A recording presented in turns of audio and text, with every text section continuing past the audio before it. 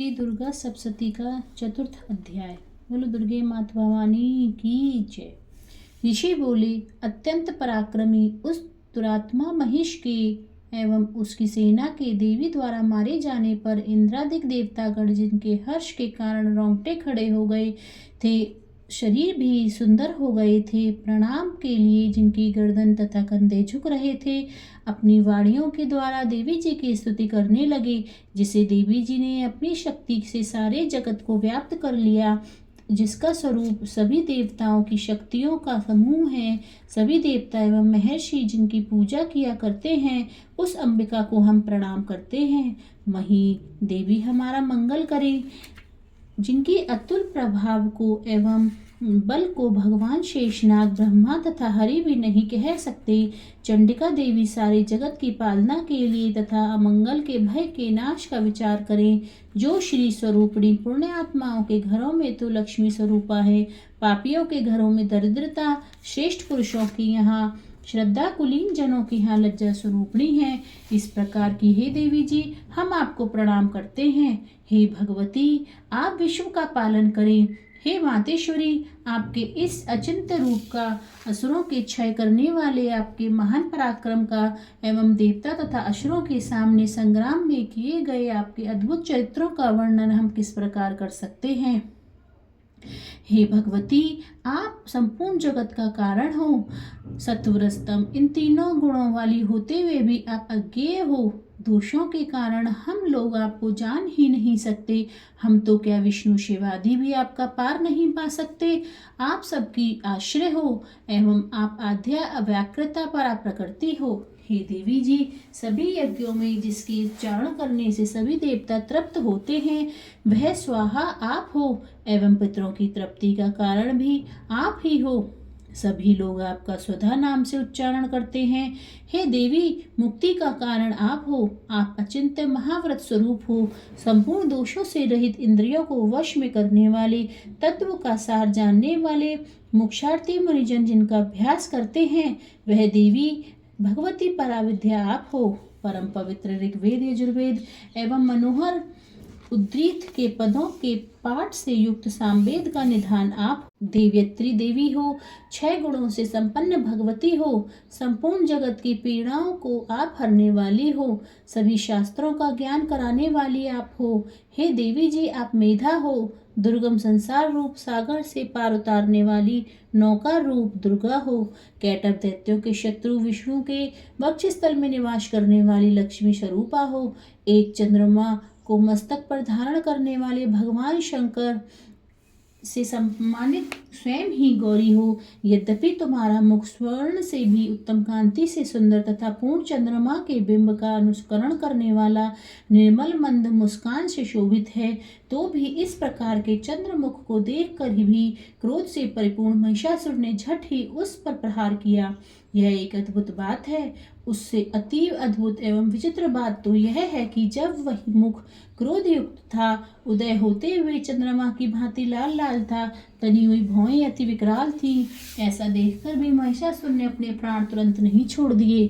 भला ऐसा कौन सा प्राणी होगा जो क्रोधी यमराज को भी देखकर जीवित रह सके। हे देवी जी, आप प्रसन्न हो। तुम्हारी प्रसन्नता से जगत की उन्नति होती है। तुम्हारे क्रोध करने से पर कुलों के कुल शीघ्र नष्ट हो जाते हैं। यह तो हमने अभी अभी जान लिया। जो महिषासुर की इतनी बड़ी भारी विशाल सेना क्षण भर में नष्ट हो गई। सर्वदा उन्नति दाता देवी जी, आप जिन पर प्रसन्न होती हैं, वे ही सभी देशों में आदरणीय हैं। उन्हें ही धन तथा यश मिलता है, न उनका कभी कर्म बिगड़ता है, वे ही रक्षित रहते हैं। तुम्हारी कृपा से उसे स्वर्ग का लाभ होता है।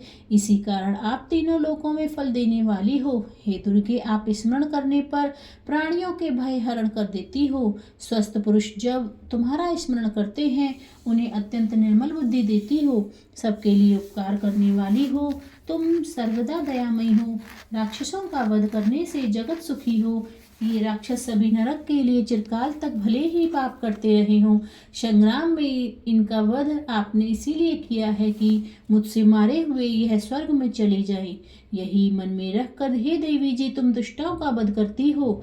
तुम असुरों को केवल देखने मात्र से भस्म क्यों नहीं करती? शत्रुओं पर शस्त्रों का प्रहार क्यों कर दिया करती हो? इसका भी कारण यह है कि क्योंकि शत्रुगण मेरे शस्त्रों से पवित्र होकर उत्तम लोकों में मरकर पहुँचे। इस प्रकार आपके यह विचार अति उत्तम है। असुरों की आंखें तुम्हारी तलवार के उग्र तेज पुंज की झलक से एवं त्रिशूल की भयंकर चमक से चुंधिया कर नष्ट क्यों नहीं हो जाती? इसका भी एक कारण है। उन असुरों की आंखें तो आपके सुंदर चंद्रबिंब के समान मुख को देखने में लगी रहती हैं, उधर जाती ही नहीं। हे देवी, आपका शील स्वभाव दुराचारियों के दुष्ट स्वभाव को निवृत्त करने वाला है और आपका रूप अचिंत्य है, उसकी अन्य किसी के साथ तुलना ही नहीं हो सकती। तुम्हारा पराक्रम तो देवताओं के बल का नाश करने वाले दैत्यों का नाश करने वाला है। इसी प्रकार आप शत्रुओं पर भी दया करती हो। तुम्हारे पराक्रम की तुलना हे देवी किसके साथ हो सकती है? इस प्रकार का रूप और है कहाँ? आपके चित्त में तो दया रहती है और युद्ध में कठोरता। ऐसा देखा गया है कि हे वरदायिनी त्रिलोकी भर में यह आप में ही दिखाई देते हैं। हे देवी जी, शत्रुओं का नाश करके इस सारी त्रिलोकी की तुमने रक्षा की है। संग्राम भूमि में उन असुरों का नाश करके उन्हें स्वर्ग में पहुंचा दिया और वह हमारा भय भी तुमने दूर कर दिया जो कि हमें उन्मत्त दानव डराया करते थे। हे माता, आपको नमस्कार है। हे देवी, हमारी शूल से रक्षा करें एवं घंटा का शब्द और धनुष की टंकार से भी हमारी रक्षा कीजिए। हे चंडिके, पूरब पश्चिम दक्षिण दिशा में हमारी रक्षा करें। ऋषि बोले। इस प्रकार देवी जी की देवताओं ने स्तुति की और नंदन वन में उत्पन्न हुए फूलों तथा गंध चंदन आदि से जगत माता की पूजा की। सभी देवताओं ने भक्ति पूर्वक अर्चना की। तब देवी प्रसन्न मुख होकर उन देवताओं से बोली, हे सभी देवताओं, अपनी अभिलाषा के अनुसार आप हमसे वर मांगो। देवता बोले, हे भगवती, आपने तो हमारी सभी मनोकामनाएं पूर्ण कर दी, कुछ भी बाकी नहीं। हमारी इस महिषासुर शत्रु को तुमने वध कर दिया। फिर भी यदि तुम प्रसन्नता पूर्वक हमें वर देना चाहती हो तो हे माता, यह वर दीजिए कि जब जब भी हम तुम्हारा स्मरण करें तब तब हमारी आपत्तियां दूर करो। हे मातेश्वरी, जो भी मनुष्य इन स्तुतियों द्वारा हम तुम्हारी स्तुति करेंगे उसे वित्त रिद्धि विभव दीजिए, साथ में उसके धन कलत्र आदि संपत्ति की भी वृद्धि कीजिए। हे अंबिके, हम पर सदा प्रसन्न रहिए। ऋषि बोले, राजन, जब देवताओं ने अपने अपने तथा जगत के कल्याण के लिए इस प्रकार का वर मांगा तब देवी उन्हें तथास्तु कहकर भद्रकाली अंतर ध्यान हो गई। हे राजन, पूर्व काल में तीनों लोकों का हित चाहने वाली देवी का देवताओं के शरीर से जैसे प्राकट्य हुआ वह सारी कथा मैंने कह सुनाई। फिर जिस प्रकार गौरी के शरीर से वह देवी प्रकट हुई, दुष्ट असुरों के तथा शुंभ निशुंभ के वध से के लिए देवताओं का हित करने वाली जगत की रक्षा के लिए जो जो भी चरित्र किया वह मैं सब सुनाने लगा हूँ। श्रवण कीजिए। बोलो दुर्गे माता की जय।